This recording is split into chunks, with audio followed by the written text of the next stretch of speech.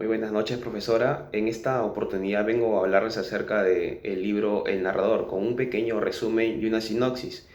Pero antes quiero hablarles acerca del autor, un poco acerca de su vida. Bueno, Mario Vargas Llosa nace en Arequipa, Perú, el 28 de marzo de 1936. Es un escritor, político y periodista peruano, Premio Nobel de Literatura en el 2010.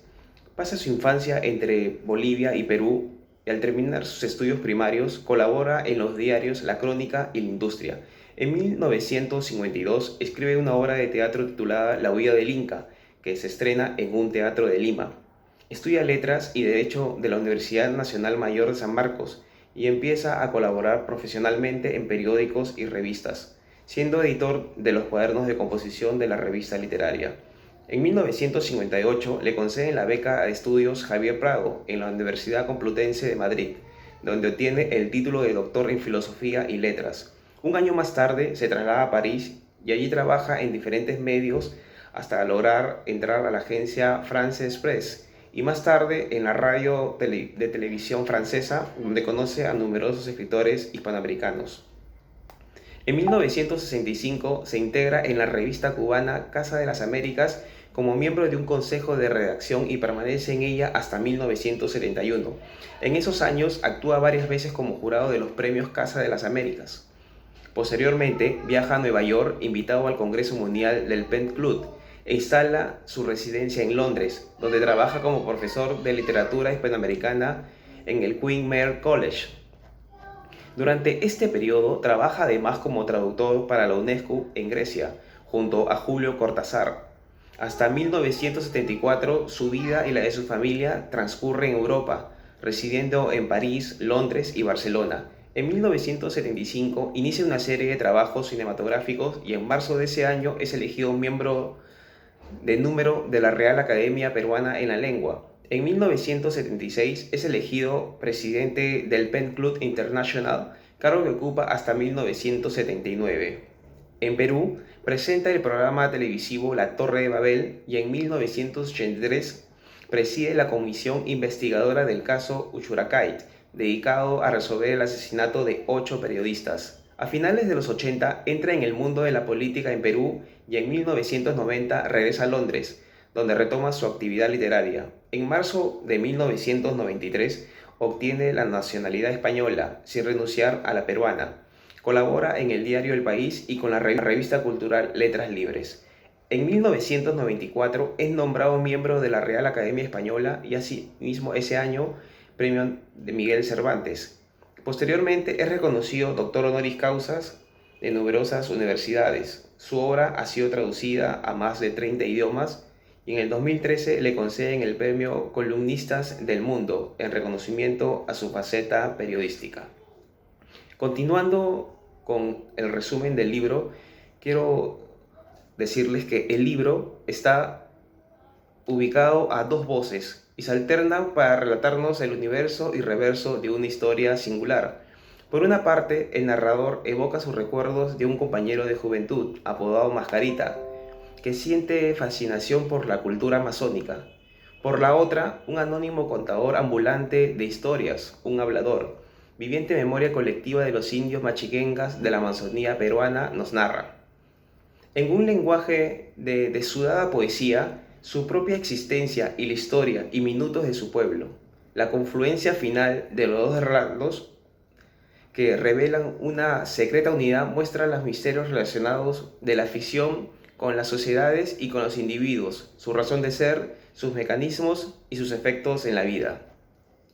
Y como sinopsis, Mario Vargas Llosa contrapone con extraordinario virtuosismo técnico dos mundos que parecen vivir enfrentados, el de las sociedades modernas y el de los pueblos que viven en armonía con la naturaleza.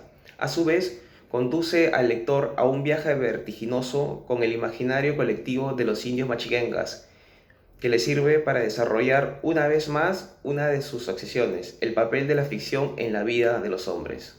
Gracias. Capítulo 3. En la tribu machiguenga nadie moría. La muerte era como ir y regresar. Pero comenzaron a suceder calamidades. Estaban llenos de daño. puesto a que Tazirunchi decidió indicarles a las tribus que se echaran a andar. Y así es como empezó el movimiento, despojándose de todo lo material que tenían y solamente llevando consigo sus flechas y sus arcas.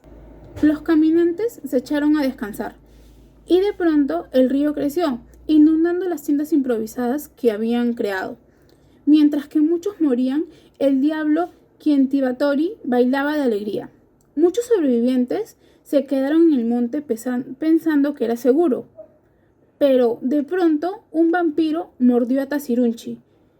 Tazirunchi pensó, puede que sea una señal, pero sin embargo no le hizo caso a esas señales. Un día llegaron los mascos, incendiando sus casas, matando a su gente, llevándose a sus mujeres. Tazirunchi señalaba al cielo, indicando qué había hecho mal para que pasaran tantas desgracias.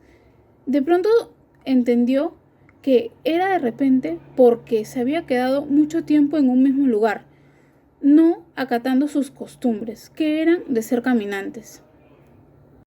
En el capítulo 4 el narrador nos cuenta su visita a la selva amazónica a mediados de 1988, en una expedición junto al Instituto Lingüístico para aprender las lenguas y dialectos de los indígenas amazónicos. Además, aquí se da cuenta de que estos son sometidos a tratos infrahumanos por parte de los patronos o blancos.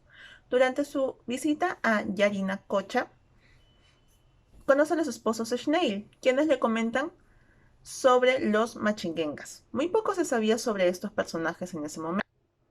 Solo se sabía que le gustaba vivir en grupos de pequeñas familias y no le gustaban los foráneos. Los esposos de Schnell lograron pasar temporadas cortas junto a la tribu y aprender sus costumbres, mitos e historias. Esto le interesó bastante al narrador, quien quiso saber un poco más, y fue así que conoció sobre la existencia del personaje llamado el Hablador, quien era un personaje muy respetado dentro de la tribu. No había sido vista por nadie que fuera externo a la tribu, pero siempre era objeto de conversación entre los indígenas. Cuando retornó a Lima, y para despedirse de su amigo Saúl, le contó acerca de este personaje, el Hablador, pero Saúl reaccionó de manera molesta y furiosa, ya que para él el instituto estaba metiéndose en las costumbres que tenían los indígenas, y él consideraba que la tribu debería respetarse. Eventualmente Saúl viajó a Israel y dejó toda su investigación acerca de los machinguengas. Continuando con el capítulo 8, en este capítulo el narrador nos cuenta cómo muchos negocios en Florencia han cerrado, incluso cafeterías donde él solía ir a leer y a recordar a Mascarita y a los machinguengas. Durante su visita a una pequeña galería visualizó una fotografía de lo que era para él un hablador junto a una tribu machinguenga. Esto le hizo reflexionar acerca de cómo ha cambiado esa tribu para que permita que extranjeros puedan tomarle fotos a esta tribu. Además, en esta foto específica, él cree que el hablador de la fotografía es su amigo Mascarita. Así que él se pone a pensar sobre qué factores tuvieron que influir para que Mascarita se convierta en este famoso personaje. Uno de ellos cree que fue la insistencia de su padre en que Mascarita se convierta en abogado. Otro que la religión y el gran lunar que tenía en el rostro siempre hicieron sentir marginado a Mascarita. Y finalmente, él siempre tuvo un arraigo hacia esta cultura y siempre quiso que ésta se mantenga alejada de la sociedad para que mantenga su esencia. Buenas noches, mi nombre es Alexandra Estudillo y junto con el grupo vamos a exponer la obra literaria El Hablador de Mario Vargas Llosa. Para empezar tenemos que indicar los personajes de esta obra, los más resaltantes.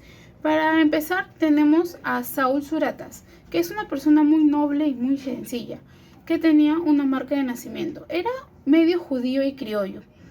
Empezamos con Tazirunchi. Tazirunchi es un personaje que entra en la obra con varios nombres. A veces lo conocen como un dios, pero en realidad es como un líder de la tribu machinguenga. Fidel Pereira.